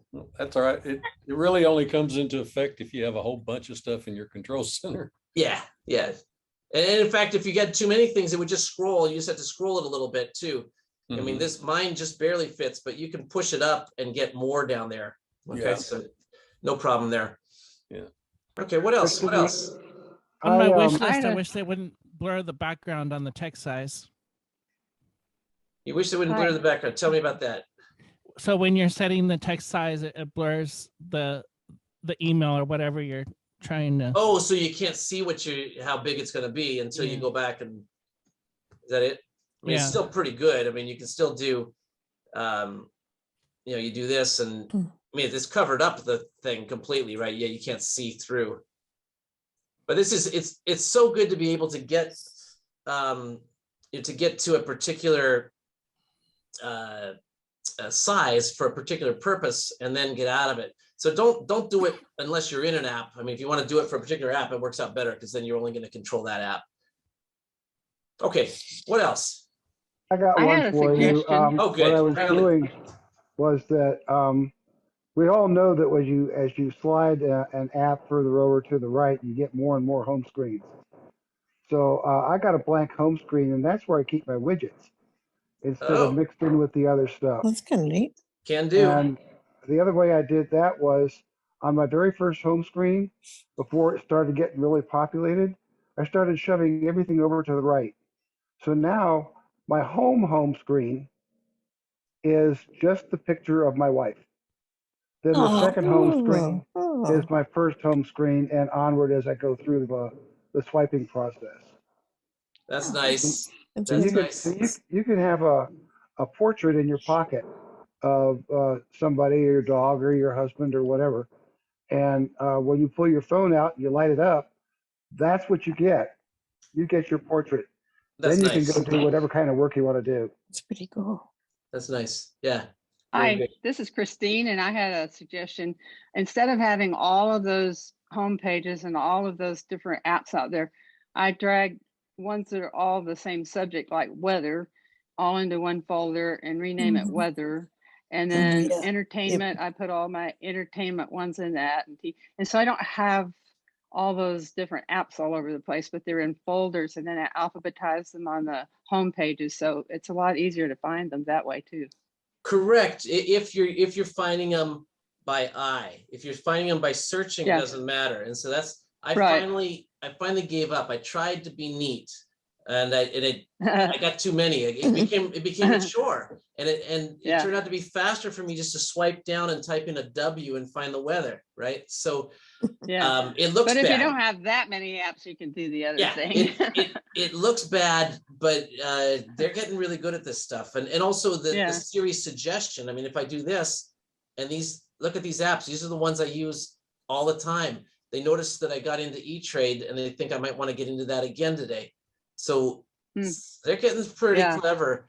So so I can't, I admire you for doing it. I wish I could. I don't run a clean house over here. I try. Yeah. I use Siri a lot. She's my buddy. Well, Siri will launch an app for you too. I mean, if I wanted another way to do it, I mean, suppose I wanted to launch the app that's called Dark Sky, which is a great one for finding out if it's going to rain in the next hour. I can push the button on the side here and I can say, launch Dark Sky.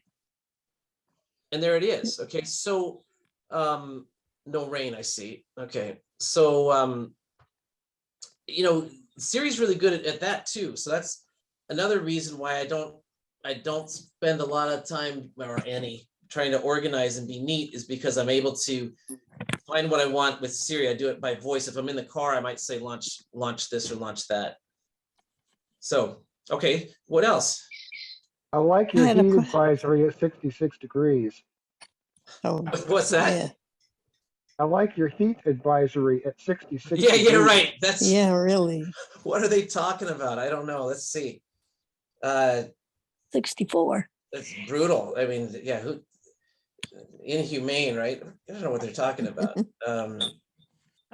That's nuts. Heat advisory until next week. Oh, up to 90. Good grief. Are we really going to be up to 90? I'm not buying it. Really? It's out there. Well, I guess we're getting Yeah. up there. I mean, I had, oh, I'm pretty close to the beach. I'm 9 blocks away from the beach. So if you go into town, you don't have to go far before it gets hot. So I lucked out here. That is funny. And we really suffer. Okay, what else do we have? Anybody else?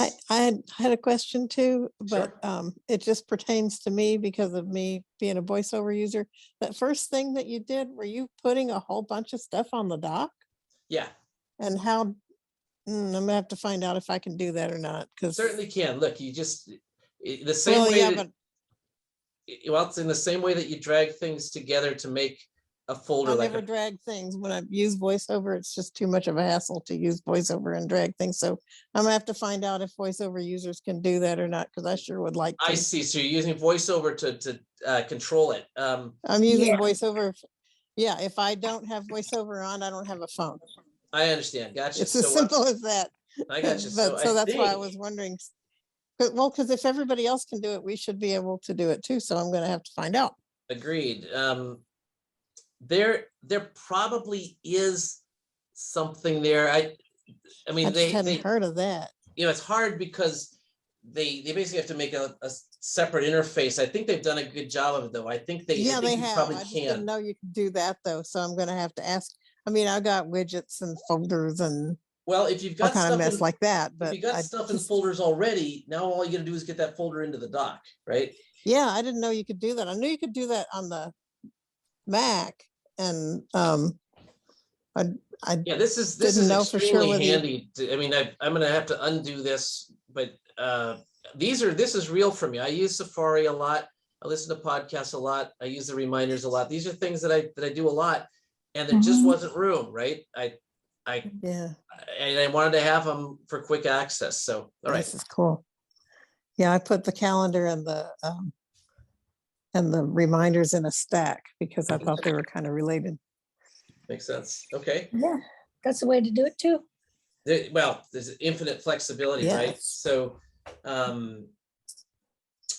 would anyone be interested in doing a little, like a widget That's cool. class, like maybe a whole hour worth of making Yeah. widgets? Okay. That's Yes. so- Yeah, that'd be fun. I Yes. just scratched the surface be here, okay? cool. I just scratched the surface. If you, as an exercise for the student, as they say, look for an app called Widget Smith. And once you've got Widget Smith, you can use some other great stuff. So, all right, John, I think I'm done. If there's, I don't want to keep the That meeting is so over. cool. I know it's I have later one there quick than it is question. here. Yes, sir. On an iPhone, when it's locked and you want to take a photo real quick, what's the shortcut? Well, okay, so it's locked. Let's see. So it's like this. So it's black, right? So it's, you can Yeah. tap it, and when you tap it, you should get, you see you've got a little phone right there, right? So I mean, little camera right there. So this was completely locked. It's locked. I tap it. I tap the camera, but you see, you can't just tap the camera. You got to tap and hold it, and then you get the camera. Okay, Yeah. so don't forget to tap and hold. Same with the flashlight. Same deal. Yeah. And then you notice, by the way, what you can't do here is you can't share the photo. You can't do anything with it unless you've unlocked the phone. So if someone else picks up your phone and they start taking pictures, they can't be texting them to your friends or to email them or anything. All they can do is take the picture. So yeah, so just touch the Okay. phone, then put your finger on the camera and hold it, and then you're done. The part that I generally forget is to hold it. Yeah. There's Thank another you. way to do it as well. From the notification screen, swipe from the right to the left. Good grief. Okay, notification. I see. You can do that from the lock screen too. You know, Yes, yeah, you can. That's nice. I mean, that's There's- easy. you can do Yes, that also from the pull down notification screen. that's wild. No, I've never done that, but it sure does work, doesn't it? You got to it looks like you need to grab it up at the top. You can't swipe it down low. You've got to swipe it. Oh, no, I can do it anywhere. Sure. Look at You should that. be able to swipe it anywhere. You're right. You're right. Well, now you really should ask for your money back. Except on top of a notification. You don't, even if you swipe it on top of the notification, you have to be all the way on the right side before it will open the camera. If you're in the middle of the notification, it'll just swipe the notification. That's wild. I'm gonna try to do that a lot Yeah, until I really get that down. Wow, that's pretty cool. Oh, by the way, I mean, you can't know Yeah. everything, Christian. So the fact that you may No. learn a thing here, that just makes you want to come back. I think That's good. Yeah. That's And great. the other thing is, there's just almost always like 5 ways to do things. And I don't want to show you, one of them is the one I'm gonna like. I don't want to show you the 4 other ways first either. But this one I didn't even know. That is impressive. So one thing I noticed That's when you cool. open your camera, you had a little flower. Is that because you've got the three cameras, so you can actually do a macro when you open It camera? has to do with the macro, and it has to do with a setting that So I cool. made where I Oh. turn that on. Yes. Because that's cool. I've noticed, I mean, I only have the 2. I've got a 13 mini, and it's hard to get close-up pictures. And I've seen a lot of online chatter that it's kind of a problem. This one, the iPhone 13 Pro is the first one that really has a macro mode. But my old camera took better close-ups than this one. Mm. And I've learned to go into magnify and actually take a picture there, and it goes into my photos, or go into magnifier or magnify, one of those apps.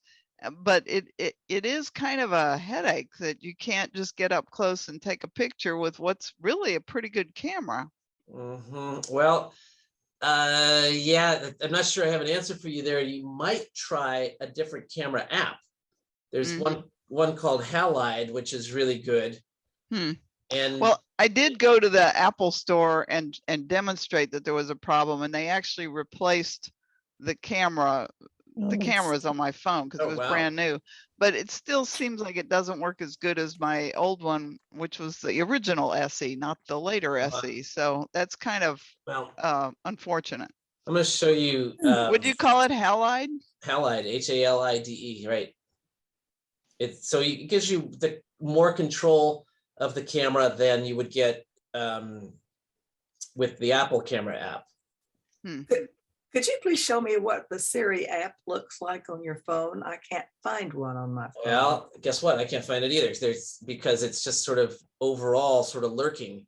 There's controls for it. There's controls for it in the settings. Oh, Siri search under that. Oh, there. Hello. Yeah. Okay. Just watching Thank a you. Zoom thing on So my it's not actually an Siri. app as such. Right. No. So when you want to Okay. access it, you either do Hey Siri, or you press, if you've got a Yeah, home button, how's you press the Phoenix? home button and hold it. Got it. And if you Thank don't, then you hold the side button. Now, the trick with doing Yeah. good work with Siri How soon is is your you- flight? is, I think we're listening in on someone's conversation.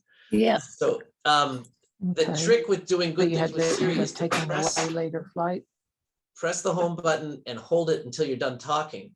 If you Mary, did you have a productive Mary. day? Right. Yes, Hold on your home button. You're talking about over it's not everybody. me. It's not Patty, me. Patty, would you please mute? Yeah. Okay, that was the question. Sorry. The host can mute whoever is acting up. Yeah, that's true. That's I right. can find them. Yeah. So yeah, so there's no Siri's not an app as much as kind of a system service that's there to to listen for you and to watch what you do and to hopefully make good suggestions. But the trick with doing good Siri stuff is to hold the if you're whichever button you use to trigger it, the side one or the home button, hold it until you're done speaking and then let go. And then it knows when to stop listening because you let go. Okay. That works out better. Otherwise, there's kind of a little delay where it's wondering, is she done talking? Is he done talking? And then it does it. So this works out better. So I think of it like you're holding a walkie-talkie, like the paramedics have on their shirt, you know, where they pull that off and they The talk. push to talk, yeah. Yeah, think of it like that. Okay. Well, it says when it says push the side button, which side button is it talking about? They want the one on the right, Okay, not the Great, volume thanks. button for sure. Okay, not one of those. okay, thank you. Okay. All right. So, anything else? I gotta say, my only thing I don't like about the 13 is I'm used to pushing the top to make it go to sleep. And if I push the side button and I'm holding it, I end up pushing the other side and I end up taking a picture of the screenshot. I Yes. do it Oh, all yeah. the time. You know, it's funny you say that because I'm not completely in love with this 13. I'll tell you why. They're very happy that they got the screen to go almost to the edge, right? There's almost no black border on this. The problem Yeah. is with my hand, when I'm holding it, my hand's a little chubby here, you can sort of see, and my fingers kind of roll over a little bit and I actually touch stuff. I'm forever turning on Siri or touching an app or something by mistake. Happens all the time. Where am I supposed to hold this thing? There's buttons on both edges and you know, it's a natural place for me to put my hand. It's great for when I'm using it. It's bad when I'm carrying it. I wish they would put the button back on the top. Way better. I never hit that by accident. For people like me that are clumsy, we've got it much better than you because you put a case on your phone and that's not a problem. Well, here's the other thing. I put a case, when I bought this, I put a case on it nice and fat, and it had to be fat because, you know, the camera sticks out on this one and I wanted to protect that. And I got it all set up and then I couldn't fit it in my pants. Okay. So I either need a thin case or bigger pants, and it was cheaper to buy a thinner case. I could lose weight too, but that takes longer. So you see my problem. But there's ways to solve these things. And there's not an app for that. No, there's multiple ways to solve a problem here, but yeah. Okay, is there anything more? You Okay, know, you that if you use Siri to search for things in settings, she will actually go, like if you say open settings, general, and then whatever it is that you want in there, she'll do that. That's right. That's cool. That's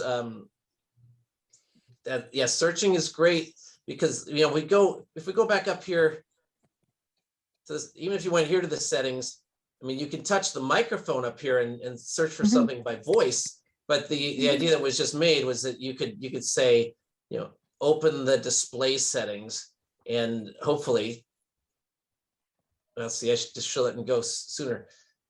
Well, it should work most of the time. Okay, so didn't work there. That's hard to be perfect, huh? So, all right, what else have we got? I'm gonna add a widget here while we're waiting. This is my, I'm looking for my widget Smith widget. So maybe I'll get this done. But anyway, I'll take other questions if you got them. Otherwise, I'm gonna go buy that pair of pants. You can tell Christian them is- at Men's Warehouse to make you a bigger pocket for your pants. They talking. All right, good idea. And if you haven't listened in at the LBJ library to President LBJ ordering a pair of pants, I recommend you go and do that. It's one of the most popular recordings that he made as president. It's right. hysterical. Okay. Oh, I have to go listen to it. All right. You may have answered my question here, but when I can't find an app, I go to the search and search for it, and it pops it up, but it doesn't tell me where it was in all my screens so I can find it next time. It doesn't. I know you can drag it to where you want it to be. If you but can find it. Yeah. Well, you find it in the search. Like here, like I'm gonna look for the calendar. I don't know where the calendar is. I'm gonna search for the calendar. I've got the calendar. I'm gonna put my finger on it. I'm going to drag it. I'm just pulling. I'm pulled past that menu, and I'm going to put it down right here. Okay. Now here's where it gets interesting. So now it's on screen number 2, and You still have your widget. I said I'm going to widget. I'm going to do it again. So here it is again. Let's see what happens now. This will be interesting. I'm going to pull it down. Now it's on screen number 3. And is it also on 2? You see that? Whoa ho. So you see there? So there's one here. And then on the next screen, now it's over here. So I don't know if I like that or not, but at least you won't know where it was. You'll know where it is, and it's still where it was as well. Okay. So that's a little bit interesting. I thought that was going to happen. I wasn't sure, but it sure did. All right. What else? Oh, come on now. How do you get back the home screens that you put into hiding? Oh, that's a good question. All right. Yeah, so there, just a minute. I'm just adding my clock again. That's the clock I like. This is how I do the clock. Oh, that's cool. That's Widget Smith. Remember, this is the exercise for the student. You're going to go learn about Widget Smith. Oh, Widget It's an Smith. app. Go get the app. Okay, how do I get my screens back? Well, I'm going to tap down here. I'm going to hold it down there, and everything wiggles. And then I'm going to just let go and tap it again. And now I can turn all these things back on after I've basically destroyed my layout here. So this is this always happens when you try to do a class like this. You end up ruining your own situation, but it's worth it. Yeah. Okay. So what do we like the best? How do we like this scrolling here? That's so fast. Is that was the best, or do you think it was? Or was it this thing where we can go swiping left and right? That's cool. Yeah, to me, that's the best. And I just wonder, where has that been all this time? It feels so good to do it. Like, oh, it's so smooth, so nice. Yeah, I'm going to play with that. You know what? I'm going to, John, can I show you one last thing? Absolutely. Okay, look. So I was showing you how easy it was to scroll to the top again. If I went way down here like this, I want to get to the top, I could tap where it's got the clock up here. I can tap the time and we go back up. But how do we really go down in a hurry? Well, okay, here's what you do. I'm gonna change the size of this a little bit. It's a little too big, but there, like that. Okay. So how do we scroll down? Well, notice very carefully here, if you look on the right-hand side, up here, you see a skinny little vertical bar.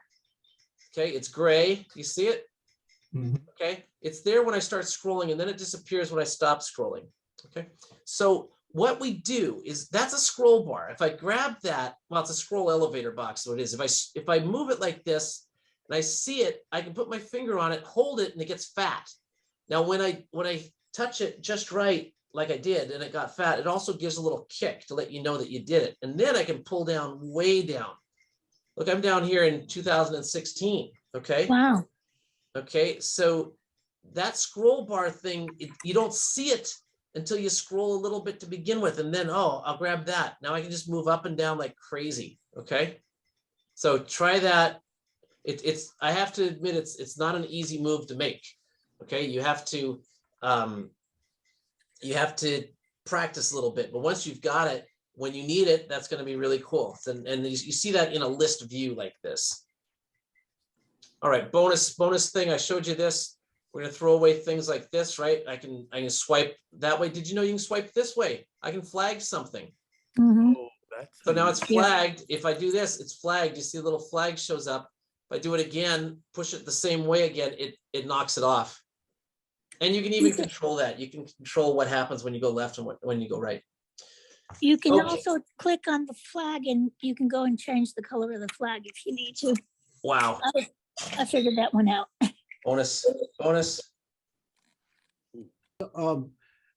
Christian, the the little dots down at the bottom. Mine Yes. behaves a little bit differently than yours. On yours, you tapped and held, and then you tapped it again. On mine, if I tap and hold, it immediately goes to that screen where you can hide and rearrange home pages. Is that Yeah. a setting? I'm not sure. If I tap and hold, I just get everything wiggling. But if I tap it again, then I get this. I don't know how you pulled it off, but I know that if you want to just swipe left and right, just swipe. Don't tap and hold, just swipe. There, that's my clock. My gosh, look at that. Tap until it gives me the haptic feedback. And as soon as I get the haptic feedback, I let go and it goes right to that screen. I'll be darned. Well, that's there's probably a setting there somewhere. There's I don't know, 7 million settings.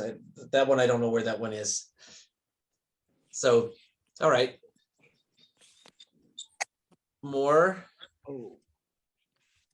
Keep opening yourself up. I Yeah. have experience with this group. You could be here till midnight. Yeah, right. Yeah. In Well, I can always California come- time, that's not so bad. I can always come back, right? So Yeah. Oh, yeah. okay. Yeah, be glad to come back, you know. It was a great presentation, Christian. as Really, you really always great. have done. Another learning Thank you. experience. It's great. Thank you. Okay, I'm glad Really, you taped really it. great. Thanks a lot. I'm glad you taped it, John, because there is a lot to see and There's a lot. We'll all watch it again, but thank you so yeah. much. That was It's wonderful. always a treat to come, present for you. Come And back we and certainly visit. appreciate it, Christian. Okay, my We pleasure. do. We do a lot. Really, really good. All right. We're glad you're part of our group too. Me too. Thank you. Me too. Long time I've been in it. I think since 2004, 2005. Wow. 2005, I think. Yep. Wow. Wow. I was only 9 years old. Yeah. Old timer there, Christian. What's that? You're an old timer. That's right. Yeah. Okay, folks. Well, sounds like we've had another very Had another. successful meeting. Yay. Yay. Anyone have any last words to share before we wrap it up for the evening? We had two really great presentations. Yeah. Mhm. Agreed. Thank you. All right. Thank well, I think it's time to say good night, and we'll see everyone in March at the general meeting or February the 24th at the coffee meeting in the daytime. Hope to see you at one or not both. You all have a Okay. good night. You Good night. too. Good night. Night. Bye-bye.